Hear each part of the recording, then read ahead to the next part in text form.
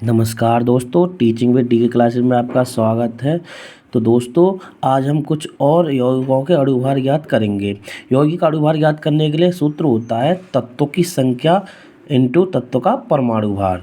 तो पहला यौगिक दे रखा है आपका ग्लूकोज, जिसका कि सूत्र होता है C6H12O6। अब हम इसका अणुभार ज्ञात करेंगे। तो जैसे कि यहाँ कार्बन की संख्या कितनी दे रखी है आपकी 6, और एक कार्बन का परमाणु भार कितना होता है 12।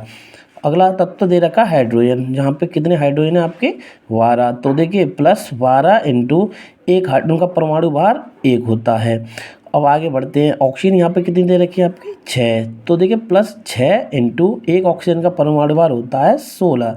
अब इनको क्या करेंगे, कैलकुलेट करेंगे। तो देखो 12 इंटू 6, तो 12×6 72, प्लस 12 एकम 12, प्लस 16 छिक्के 96। जब हम इन तीनों को ऐड करेंगे तो जो हमारा आंसर आएगा वो 180 आएगा। ठीक है दोस्तों।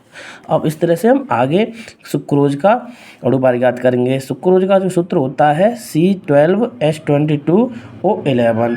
अब इसका हमें अणुभार ज्ञात करना है। तो यहाँ कार्बन कितनी दे रखी है आपकी 12, और एक कार्बन का परमाणु भार कितना होता है 12। फिर प्लस अगला तत्व दे रखा है हाइड्रोजन, जिसकी संख्या यहाँ पे 22, और एक हाइड्रोजन का परमाणु भार होता है 1।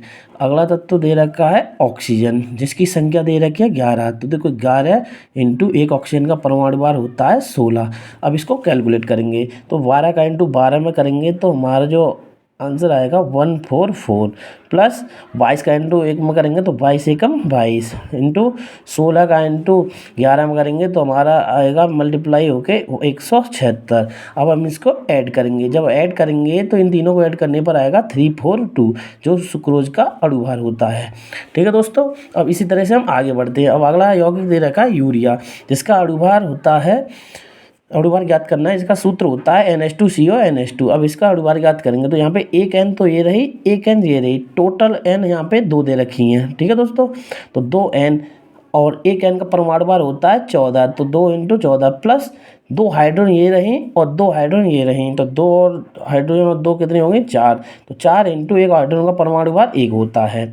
प्लस कार्बन यहाँ 1 दे रखा है तो 1 इंटू 12, प्लस ऑक्सीजन यहाँ 1 है तो 1 इंटू 16। अब इसको कैलकुलेट करेंगे तो देखिए 14 दूनी 28, प्लस 4 एकम 4, प्लस 12 एकम 12, प्लस 16 एकम 16। अब इसको ऐड करेंगे। जब ऐड करेंगे तो इसका अणुभार आएगा 60। ठीक है दोस्तों। अगला यौगिक दे रखा है जिप्सम, जिसका सूत्र होता है CaSO4 2H2O। तो अब इसका हम अणुभार ज्ञात करेंगे। यहाँ Ca कितनी है आपकी 1, और एक Ca का परमाणु भार होता है 40, प्लस सल्फर यहाँ दे रखे है 1, और एक सल्फर का परमाणु भार होता है 32, प्लस ऑक्सीजन यहाँ दे रखे हैं 4। तो 4 इंटू 16। अब यहाँ पे देखिए पॉइंट दे रखा है, पॉइंट की जगह पे हम यहाँ प्लस लगा देंगे। और यहाँ हाइड्रोजन दे रखी है, देखिए नीचे 2, परंतु इसमें 2 से गुणा हो रहा है। तो 2 का इंटू हाइड्रोजन में करेंगे, 2 दूनी 4, और एक हाइड्रोजन का परमाणु भार 1 होता है। प्लस यहाँ ऑक्सीजन केवल 1 है, परंतु यहाँ पे 2 से इंटू हो रहा है। जिस तरह से 2 का इंटू H में क्या है, उसी तरह से 2 का इंटू O में भी करेंगे। तो 2 एकम 2, तो 2 इंटू 16। अब इसको कैलकुलेट करेंगे। 40 एकम 40, प्लस 32 एकम 32, प्लस 16 चौक 64, प्लस 4 एकम 4, प्लस 16 दूनी 32। अब जब हम इसको ऐड करेंगे तो हमारा जो आंसर आएगा वो 172 आएगा। आप इसको ऐड भी कर सकते हो। ठीक है दोस्तों।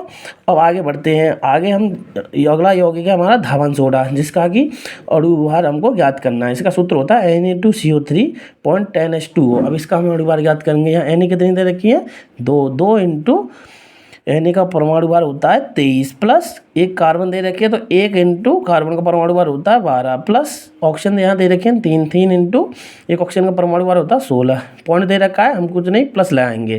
ठीक है दोस्तों। अब यहाँ हाइड्रोजन दे रखे हैं 2, इसके आगे दे रखा है 10, 10 दूनी 20, 20 इंटू 1, क्योंकि हाइड्रोजन का परमाणु भार 1 होता है। प्लस ऑक्सीजन यहाँ 1 दे रखे हैं, परंतु 10 से इसमें मल्टीप्लाई हो रहा है तो 10 इंटू 16। अब इसको कैलकुलेट करेंगे। 23 दूनी 46, प्लस 12 एकम 12, प्लस 16 × 48, प्लस 20 एकम 20 प्लस 16 जाएंगे 160। अब इसको ऐड करेंगे, जब हम इनको ऐड करेंगे तो हमारा जो आंसर आएगा 286। ठीक है दोस्तों।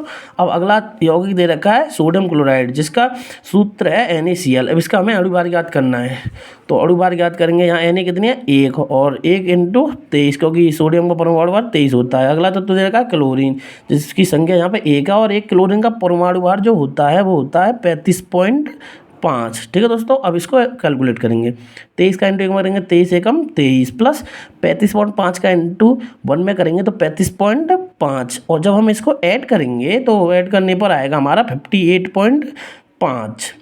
ठीक है दोस्तों। तो इस तरह से हमने कुछ प्रमुख यौगिकों के अणु भार ज्ञात कर लिए। और अगर आपको ये वीडियो पसंद आती है तो इसको लाइक करें और ज़्यादा से ज़्यादा अपने दोस्तों को शेयर करें और इस चैनल को सब्सक्राइब करें, जिससे कि अगला वीडियो आपको मिल सके।